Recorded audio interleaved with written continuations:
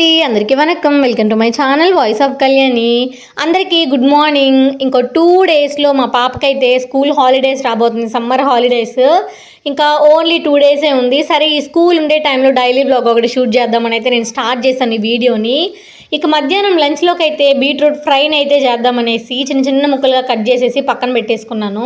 Rice అయితే already ముందుగానే పెట్టేసి ఉన్నాను, అది కాస్త పొంగొచ్చేసింది, సిమ్లో పెట్టాను, ఉడుకుతూ ఉందన్నమాట. ఇక బ్రేక్ఫాస్ట్ విషయానికి వస్తే దోశ చేద్దామని దోశ బ్యాటర్ ఆల్రెడీ ఇంట్లో ఉంది. ఇక దోశలు వేసేద్దామని చెప్పి కొబ్బరి అలాగే శనక్కాయ పప్పులు వేసి చట్నీ చేస్తున్నాను. నార్మల్గా ఇంట్లో చట్నీ ఎప్పుడు చేసినా కూడా సరే కొంచెం కారం తక్కువగా వేస్తాను అనమాట. ఎందుకంటే పిల్లలు తినాలి కాబట్టి. కారం ఎక్కువ ఉందనుకోండి లైట్గా అద్దుకొని తినేస్తారు. అది కొంచెం కారం తక్కువగా ఉండింది అనుకోండి చట్నీ ఎక్కువగా తీసుకుంటారు. అందుకే నేను కొంచెం కారం తక్కువగానే వేస్తాను. ఇక చట్నీలోకి అయితే నేను కొబ్బరి శనక్కాయ పప్పులు అలాగే ఓన్లీ ఒకే ఒక పచ్చిమిరపకాయ వేసాను, ఒకటే 2 వేసినట్టున్నాను. ఇకపోతే కొంచెం అంతా అల్లం వేసాను. ఇవన్నీ కూడా మిక్సీ పట్టేసుకుంటాను.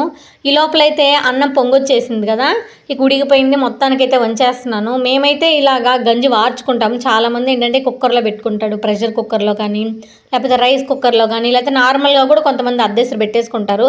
కానీ మాకైతే ఇదే అలవాటు చిన్నప్పటి నుంచి, అన్నం వార్చుకోవడం. ఇక ఇదే కంటిన్యూ చేస్తున్నాను అనమాట. ఇలా చేసుకుంటే రైస్ మనకి కావాల్సిన కన్సిస్టెన్సీలో వస్తుంది. పొడి పొడిగా కావాలన్నా, కొంచెం అనుకుగా కావాలన్నా, మెత్తగా కావాలన్నా, ఎలా కావాలంటే అలా చేసేసుకోవచ్చు. ఇక ఇంకో పక్క అయితే చట్నీ అయిపోయింది, తిరగమాత కూడా పెట్టేశాను, పోపు వేసేసాను. చట్నీ నేను అనుకున్నట్లుగానే ఎక్కువ కారం లేకుండా లైట్గా ఉంటుంది, కారం ఉంటుంది కానీ అంత ఎక్కువ కారం ఉండదు అనమాట. నేను ఎలా అనుకున్నానో అలాగే వచ్చేసింది. ఇంకో పక్క బీట్రూట్ ఫ్రై కూడా ఉడికిపోయింది. ఇక దీన్ని కూడా పోపు పెట్టేస్తున్నాను. నార్మల్గా బీట్రూట్ని డైరెక్ట్గా కూడా ఫ్రై చేసేసేవచ్చు, కానీ చిన్నపిల్లలు తినాలంటే కొంచెం గట్టిగా లేకుండా కొంచెం తొందరగా అయిపోతుంది మనకు కుక్ చేయడానికి కూడా. ఓన్లీ ఒక విజిల్ పెట్టామనుకోండి బీట్రూట్ ఉడికిపోతుంది. ఆ తర్వాత కొద్దిసేపు ఫ్రై చేసేసి తర్వాత మనం కొంచెం మిర్చి పౌడర్ కానీ పప్పుల పొడి కానీ ఏదన్నా యాడ్ చేసేసుకోవచ్చు. ఇక తాలింపు కూడా అయిపోయింది. నెక్స్ట్ దోశలు వేసేస్తున్నాను మా ఖుషి కోసము. మా ఖుషికి దోశలోకి కానీ ఇడ్లీలోకి కానీ చట్నీలు అంటే అస్సలు ఇష్టం ఉండవు. అది ఎంత తీయగా చేసినా కూడా సరే. ఇప్పటికప్పటికి చూడండి నేను కొంచెం నెయ్యి వేస్తున్నాను లైట్గా. నెయ్యి కారం తగ్గించడానికి ఉపయోగపడుతుంది. అలాగే మార్నింగ్ బ్రేక్ఫాస్ట్లో నెయ్యి తీసుకోవడం చాలా మంచిది. అలాగే టేస్ట్ కూడా ఇంక్రీజ్ అవుతుంది. ఇలా చట్నీలు మనం ఎంత మంచిగా చేసినా కూడా మా ఖుషికి అస్సలు ఇష్టం ఉండదు. ఉత్తినే తింటానంటుంది, లేకపోతే బెల్లం వేసుకొని తింటానంటుంది. ఇక అన్నాన్ని అయితే నేను కలిపి బాక్స్లో పెట్టేస్తున్నాను. మా ఖుషికి లంచ్లోకి ఏమన్నా ఇష్టమైన ఫుడ్స్ ఉన్నాయంటే అవి బీట్రూట్ ఫ్రై, ఆలూ ఫ్రై, ఇంకా క్యారెట్ ఫ్రై. ఈ 3 అంటే చాలా ఇష్టము. వీక్లీ వన్స్ ఈ 3 తప్పకుండా ఉండాలి. ఇక తినేసి మా ఖుషి బయలుదేరిపోయింది, కానీ ఐడి కార్డ్ అయితే మర్చిపోయింది. నేను ఇంటికే లేచి తీసుకొచ్చి వేసేసాను. ఇక అంత లోపల వ్యాన్ కూడా వచ్చేసింది, వ్యాన్ కూడా ఎక్కిచ్చేసాము. ఈ అబ్బాయిది మా ఊరే, ఖుషి వాళ్ళ స్కూల్, హాయ్ చెప్తున్నాడు. ఇక ఖుషి వెళ్ళిపోయింది. ఖుషి ఇంక వెళ్ళిపోయిందంటే సగానికి సగం పని పూర్తయిపోయినట్లే నా పని అయితే. ఎందుకంటే మార్నింగే అన్నం చేసేసాను, టిఫిన్ చేసేసాను, చట్నీలు చేసేసాను, ఇంకేం పని లేదు. ఇంకా మేము ఫ్రెష్ అయితే తినాల్సింది ఒక్కటే బాకీ ఉంటుంది. ఈ లోపల మా చిన్ని అయితే లేలేదు. సరే లేపుదామని చెప్పేసి అని అనుకుంటా ఉంటే లేలేదు ఎంతసేపటికి కూడా. ఇంకెలాగో వాషింగ్ మిషన్లో బట్టలు వేసాను కదా, అవన్నీ కూడా ఒకసారి నీళ్ళు తీసేద్దామని అనుకుంటున్నాను.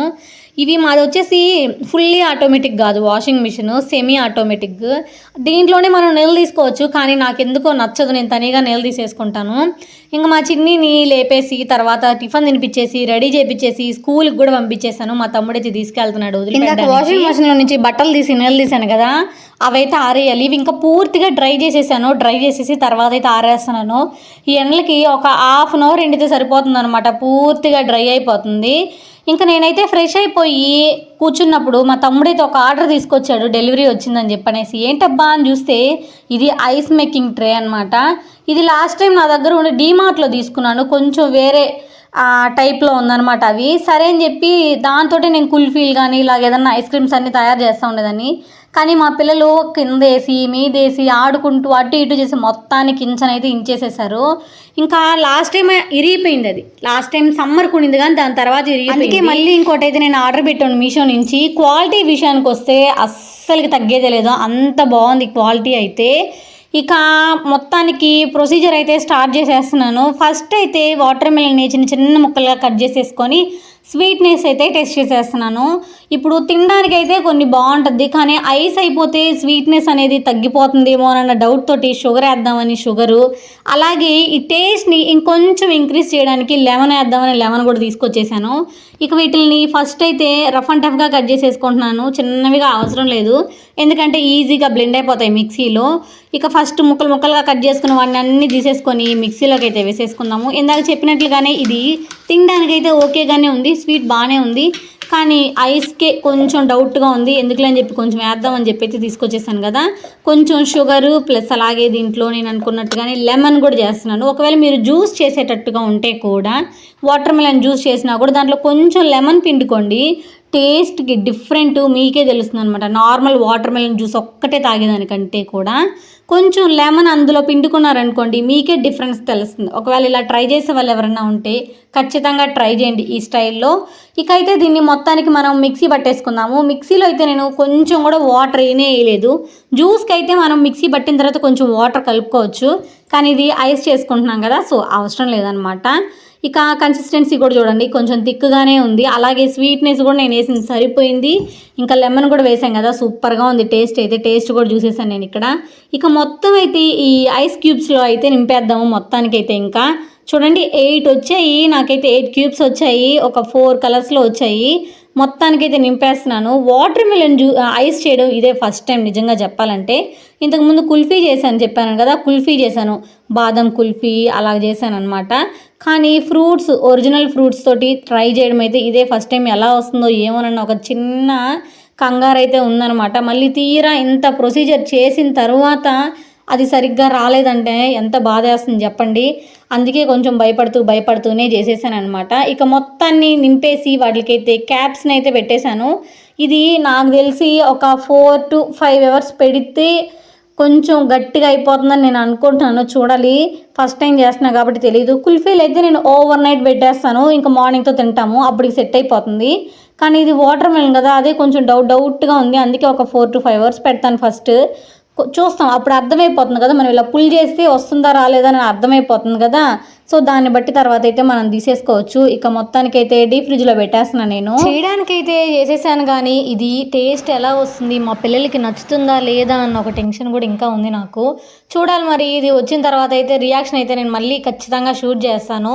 ఆ క్యూబ్స్లలో పొయ్యంగా ఇంకా కొంచెం జ్యూస్ అయితే కొంచెం మిగిలింది, దాన్ని అయితే మొత్తం వడగట్టేసుకొని మేమందరం కూర్చొని తాగేసాము.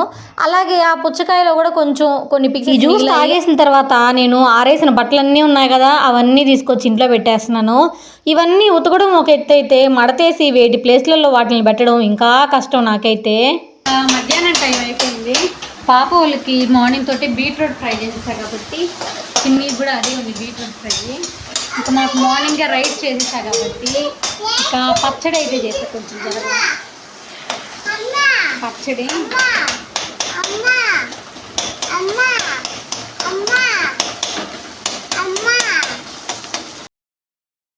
అది మినపప్పు పచ్చడి. ఇలా పచ్చళ్ళలోకి బెస్ట్ కాంబినేషన్ ఏదన్నా ఉందంటే అది ఎగ్ ఫ్రై, ఎగ్ ఆమ్లెట్, లేకపోతే ఉప్పు చేప, ఇవన్నీ కూడా సూపర్గా ఉంటుంది.